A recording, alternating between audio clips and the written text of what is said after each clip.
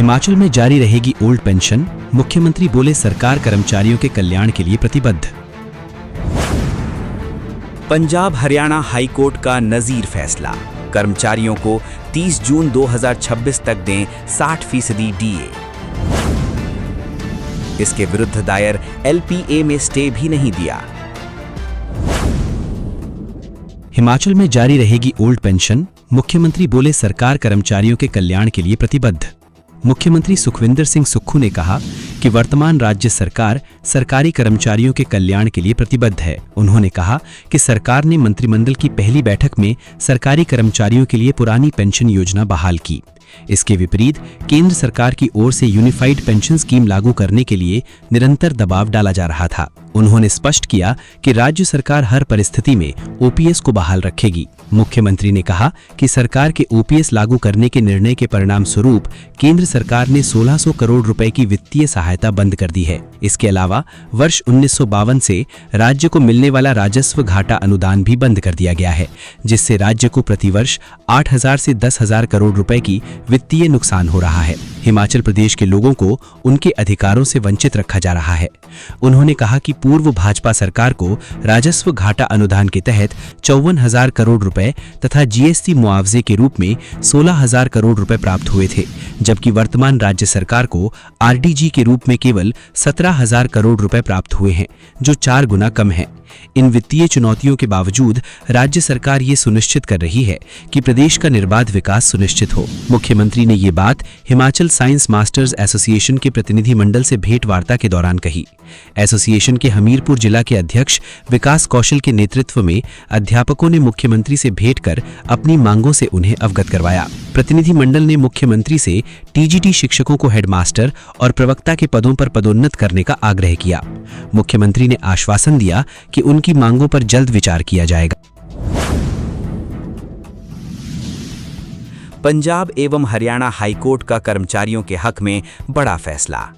चंडीगढ़ में माननीय न्यायमूर्ति हरप्रीत सिंह ब्रार द्वारा 8 अप्रैल 2026 को CWP 7291/2026, CWP 9514/2026 तथा CWP 10301 मामलों में एक संयुक्त फैसला सुनाया गया। यह मामला पंजाब सरकार, PSPCL तथा नगर निगम लुधियाना के कर्मचारियों एवं पेंशनरों को देय DNS अलाउंस और DNS रिलीफ से संबंधित था। याचिकाकर्ताओं ने अदालत से मांग की कि उन्हें केंद्र सरकार के पैटर्न के अनुसार DADR की सभी लंबित किश्तें तथा उनका बकाया ब्याज सहित दिया जाए। याचिकाकर्ताओं का मुख्य तर्क था कि पंजाब सरकार ने 6th पंजाब पे कमीशन की सिफारिशों को 18/06/2021 की कैबिनेट बैठक में स्वीकार किया था, जिसमें स्पष्ट रूप से कहा गया था कि DADR केंद्र सरकार के पैटर्न पर दिया जाएगा। इसके बावजूद राज्य सरकार ने कर्मचारियों और पेंशनरों को समय पर DADR जारी नहीं किया।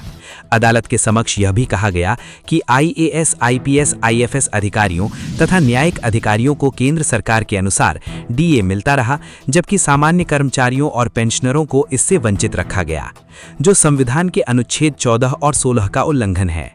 याचिकाकर्ताओं ने यह भी बताया कि 1/7/2021 से लेकर 1/7/2025 तक DADR की कई किश्तें लंबित हैं।